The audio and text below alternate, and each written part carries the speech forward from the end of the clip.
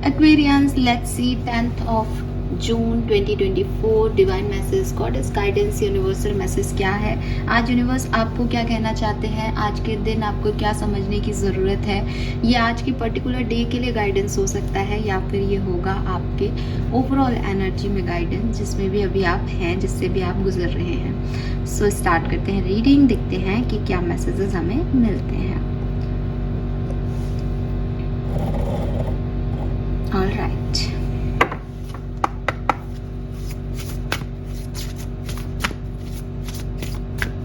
please universe, please divine power, please spirit guides, please give me the accurate message which are in our higher goods. Thank you so much.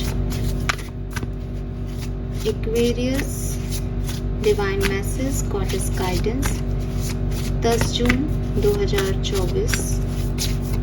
Thank you.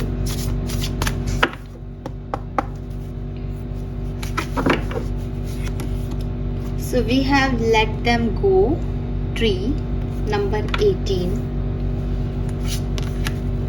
We have feast number 29.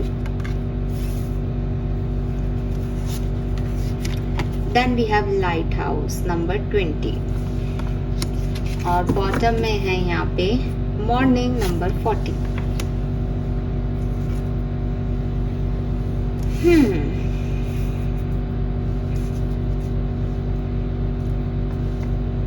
तो आपको card दिखाई दे रहे होंगे अच्छे से।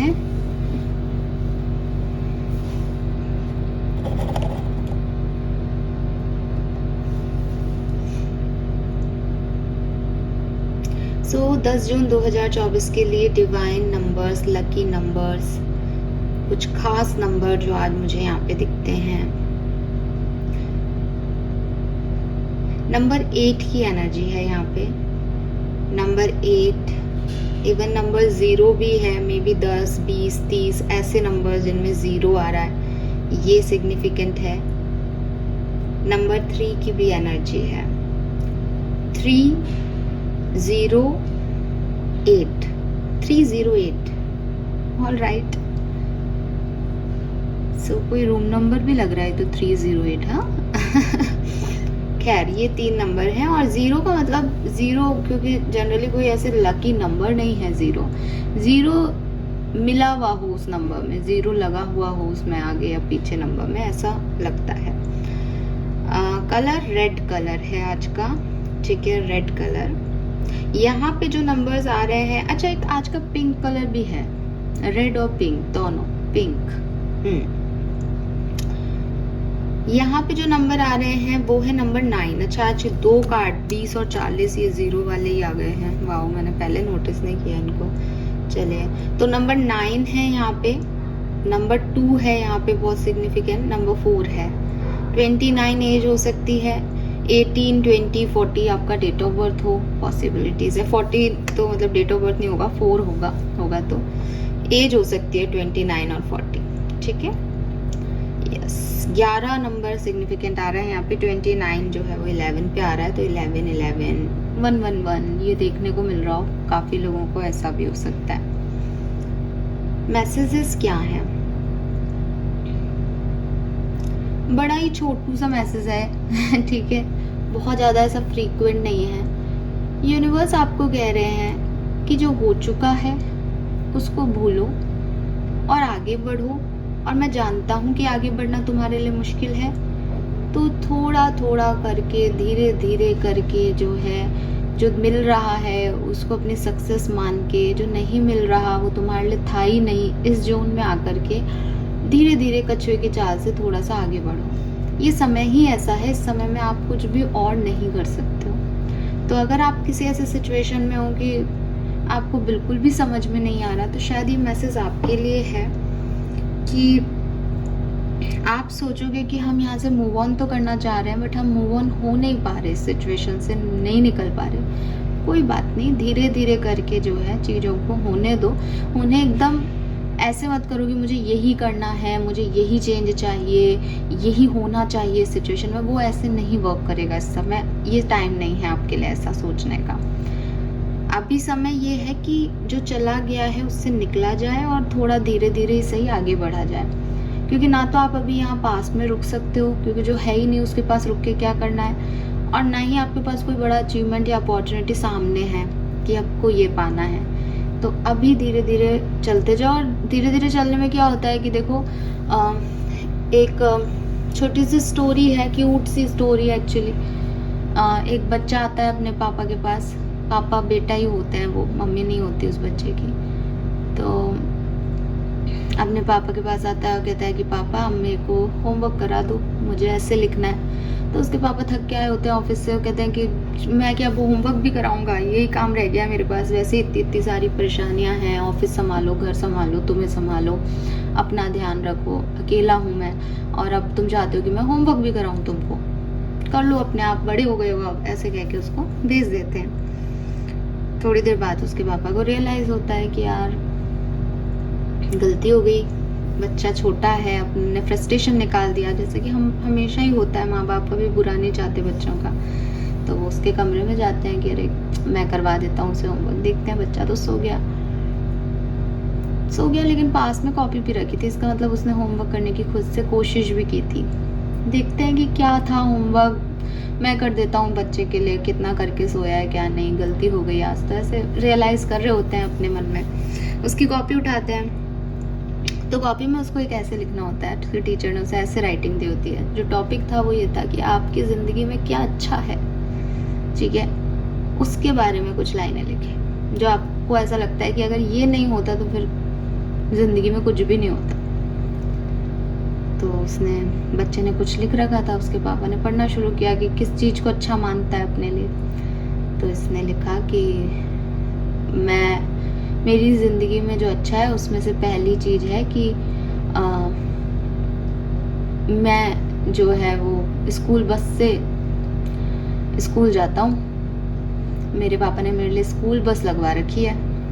मैं मानता हूँ कि ये सबसे अच्छी चीज़ है मेरे लिए, क्योंकि मैंने देखा है कि मेरा दोस्त तो पैदल स्कूल आता है, वो कितना थक जाता होगा, बट मैं तो स्कूल बस से आराम से बैठ के घर से बैठता हूँ स्कूल बस में और चला जाता हूँ। मेरे कुछ दोस्त हैं जो कि घर तक जिनके स्कूल बस नहीं जाती, तो वो पैदल आते हैं एक जगह तक, फिर वहाँ से उन्हें स्कूल बस लेती है। तो मुझे ऐसे अच्छा लगता है कि मेरे घर तक स्कूल बस आती है। दूसरा, उस बच्चे ने पॉइंट लिख रखा होता है कि मैं बहुत खुशकिस्मत हूँ कि मुझे टीचर जो है वो खिड़की के पास बैठने देती है, वहाँ से मैं पढ़ता भी हूँ और बाहर भी देख सकता हूँ। मेरे पास वाले बच्चों को वो व्यू नहीं मिलता जो मुझे मिलता है। सो ये भी मेरी ज़िंदगी में बहुत अच्छा है। ऐसे उसने कई पॉइंट्स लिखे होते हैं, आगे पढ़ता जाता है वो। तो एक पॉइंट में उसने लिखा होता है कि मैं खुशकिस्मत हूँ कि मेरी मम्मी नहीं है, क्योंकि मैं अपने दोस्तों से सुनता हूँ कि मम्मी यहाँ जो है बहुत बच्चे को डांटती हैं, मारती हैं, और दिन भर क्योंकि बच्चा उनके साथ रहता है तो अपनी मम्मी की शिकायत वो अपने पापा से करता है। मुझे ये सब नहीं करना पड़ता, मेरे मन में मेरी मम्मी के लिए हमेशा प्यार रहेगा, क्योंकि मेरे को उनसे कोई शिकायत है ही नहीं, क्योंकि वो मेरे साथ कुछ करती ही नहीं है, क्योंकि वो दुनिया में ही नहीं है। तो मैं खुशकिस्मत हूँ। तो फिर लिखता है कि मैं बहुत खुशकिस्मत हूँ कि मुझे मेरे पापा के साथ रहने का मौका मिल रहा है, क्योंकि मेरे पापा मुझे डांटते भी हैं, समझाते भी हैं, मेरा ख्याल भी रखते हैं। मेरा एक फ्रेंड है स्कूल में जिसके माँ बाप दोनों ही नहीं है, तो मुझे बहुत बुरा लगता है कि उसके पास पापा भी नहीं है, मेरे पास तो पापा हैं। तो व्यक्ति एकदम से सोचता है कि ये छोटा सा बच्चा जिसने अभी अभी डांट खाई है अपने पापा से, जिसके लिए वो ये बात लिख रहा है, उसे अपनी जिंदगी से कितना प्यार है, वो कितना पॉजिटिव है, वो हर चीज का शुक्रिया कह रहा है। उसको पता है कि इस चीज की क्या कीमत है, उसको पता है इस स्कूल बस की क्या कीमत है। और हमारे लिए उस स्कूल बस की, मतलब उसके फादर ये सोचते हैं कि मेरे लिए इस स्कूल बस की कीमत सिर्फ क्योंकि मुझे फीस देनी पड़ रही है, पर मेरे बच्चे के लिए इसकी कितनी कीमत है।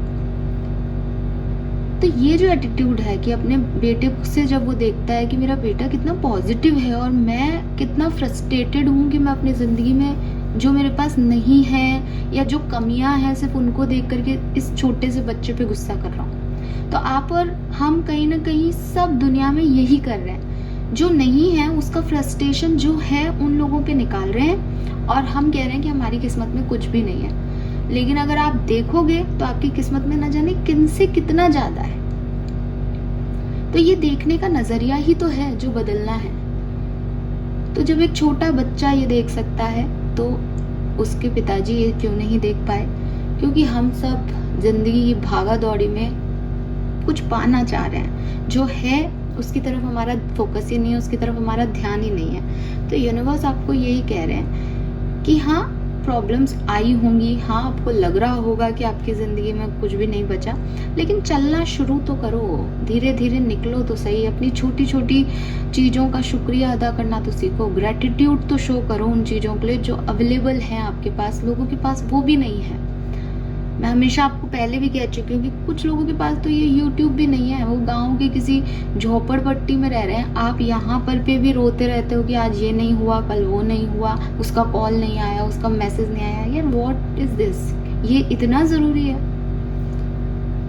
कि किसी का कॉल मैसेज इतना ज़रूरी है कि ज़िंदगी की बाकी जो भी आपको नियामतें दी हैं यूनिवर्स ने, आप उनको भूल जाओ। तो थोड़ा सा अपना परसेप्शन चीज़ों को लेकर के चेंज करें। आपके लिए मैसेज है कि धीरे चल रही हैं, प्रोसेसिंग धीरे हो रही है, स्लो चल रही है। इसीलिए शायद नंबर 8 की ऊर्जा भी थी यहाँ पे। तो वो शनि की ऊर्जा है कि स्लो मूविंग हो रहा है, डिले हो रही है चीज़ों में, लेकिन जो मिल रहा है उसको सेलिब्रेट करो और ऐसे ही कछुए की चाल से चलते जाओ। अंत में कछुआ ही जीता था।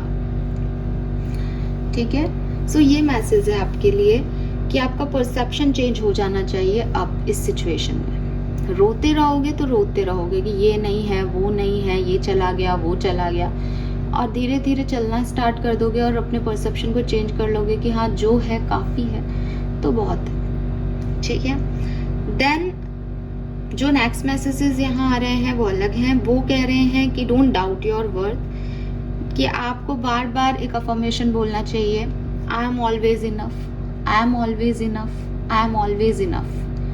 मैं पर्याप्त हूँ, मैं पर्याप्त हूँ, मैं पर्याप्त हूँ। आई एम ऑलवेज इनफ, मैं पर्याप्त हूँ मीन्स क्या? कि आप डिपेंडेंट नहीं हो, आप एक डिपेंडेंट सोल नहीं हो। ना आपको प्यार की भीख मांगने की ज़रूरत है, ना आपको पैसे के लिए डिपेंड होने की ज़रूरत है, ना आपको करेज के लिए कोई और किसी का कंधा चाहिए, ना आपको रोने के लिए किसी का कंधा चाहिए।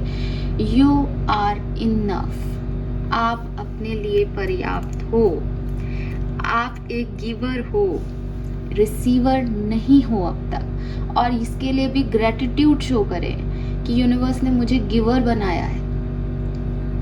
अगेन एक बहुत प्यारी कहानी फिर से शेयर करती हूँ। बहुत प्यारी प्यारी सी स्टोरीज हैं, छोटी छोटी सी, और लिटरली अगर हम इनके मायने समझ लें ज़िंदगी में, इनको मतलब सिर्फ इनको सुने नहीं, इनको अपना लें, तो हम काफ़ी बदल सकते हैं। ये तो मेरी फेवरेट है। तो इसमें क्या होता है कि सर्किल पे, एक चौराहे पे, एक भीख मांगने वाला बच्चा जो है गाड़ी के पास आता है। तो गाड़ी का शीशा नीचे होता है, गाड़ी का शीशा नीचे होता है, तो वो कहता है कि बाबूजी कुछ दे दो, पैसे दे दो मुझे थोड़े से।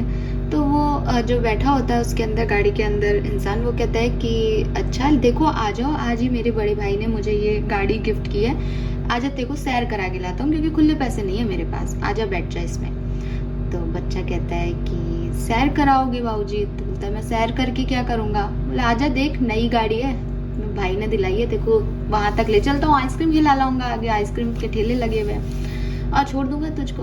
तो बोला कि चलो ठीक है, मुझे वहीं आइसक्रीम के पास ही छोड़ देना, उस तरफ ही रहता हूँ मैं, फिर घर निकल जाऊंगा। तो वो बच्चा भी खुश हो जाता है, अंदर आके बैठता है। बड़ी सी गाड़ी होती है, एकदम एसी वेसी सब, और एक बड़ी सी स्क्रीन लग रही होती है। देखता है, पीछे मुड़ के भी देखता है सीटें कैसी है, गाड़ी कैसी है। तो वो जो ड्राइवर सीट पे होता है इंसान, वो पूछता है कि कैसा लग रहा है, मज़ा आ रहा है, अच्छा लग रहा है? तो कहता है कि हाँ आपकी गाड़ी तो बहुत अच्छी है। तो कहता है कि कल ही मेरा बर्थडे था, मेरे भाई ने मुझे ये गाड़ी दिलाई है। तो वो कहता है कि वाओ बहुत अच्छी है।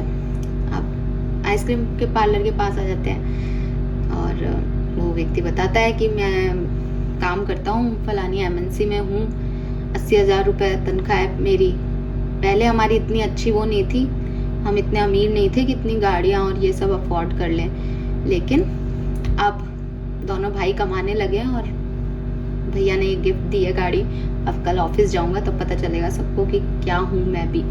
तो अब तुम भी पढ़ो लिखो, मतलब जैसे अपन कहते हैं कि पढ़ो लिखो काम करो, फिर तुम भी ऐसे कमा लोगे।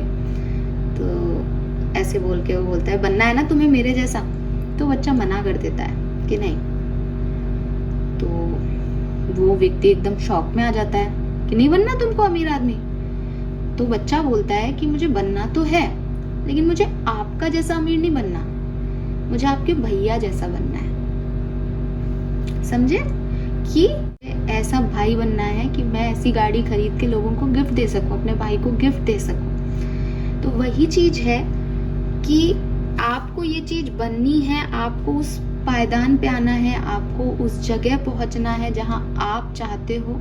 आप गिवर हो तो आप वहां पहुंचोगे, आप लोगों को देने वाले हो। यूनिवर्स का शुक्रिया अदा करो और अपने ऊपर डाउट मत करो, क्योंकि जो ऐसे इंटेंशन से चलते हैं ना कि हाँ मुझे इतना बड़ा बनना है कि मुझे लोगों को कुछ देना, वो अपने आप सक्सेसफुल होते हैं जिंदगी में, क्योंकि जिसको आपसे जो दिलाना है, आप देने वाले एक्चुअली में हो नहीं, यूनिवर्स ने तय किया है। तो जब यूनिवर्स देखता है कि हाँ इसने अपना लाइफ पर्पस ढूंढ लिया, ये लोगों के लिए कुछ करना चाहता है, ये अपनों के लिए कुछ करना चाहता है, तो आपके तो मिलना ही है, फिर आपसे कौन छीन सकता है। एंड यहाँ पे है morning, the words awaits you. तो नई अपॉर्चुनिटीज के लिए, नई किस्मत आजमाने के लिए, नई जिंदगी के लिए सुबह की शुरुआत करें। उठें, जागें। जागने का मतलब यहाँ नींद से जागना है। नींद से जागने का मतलब ये नहीं कि जो रात को सोए थे वो सुबह जागे। ओवरऑल जिंदगी में भी कहीं सोए हुए हो, ध्यान नहीं दे रहे हो अपॉर्चुनिटीज क्या आ रही हैं, कहाँ से आ रही हैं, कहीं और ध्यान है, लेजी हो रहे हो, तो अपने आप को थोड़ा जगाओ, अपनी आत्मा को जगाओ, ठीक है, और करो कुछ जिंदगी में अचीव करने के लिए। जाओ, आगे बढ़ो, बैठे मत रहो, सोते मत रहो, लेजी मत रहो, क्योंकि बहुत कुछ है। अभी आपने जिंदगी का एक ही हिस्सा देखा है, इतने सारे करोड़ों लोग हैं, बहुत नए एक्सपीरियंस आपको मिलेंगे। तो जिंदा हो तो जिंदा नजर आओ एक्वेरियस, और नए एक्सपीरियंसेस लो। अगर कुछ बुरे एक्सपीरियंस होते हैं तो लर्निंग मिलेगी, अच्छे एक्सपीरियंस होते हैं तो ब्लेसिंग्स मिलेंगी। यही जिंदगी है, बैठे रहना, सोते रहना, लेजी रहना, ये जिंदगी नहीं है। Fine, so this is all for you. Hope ये आपसे रेजोनेट होगा। Thank you so much, bye bye.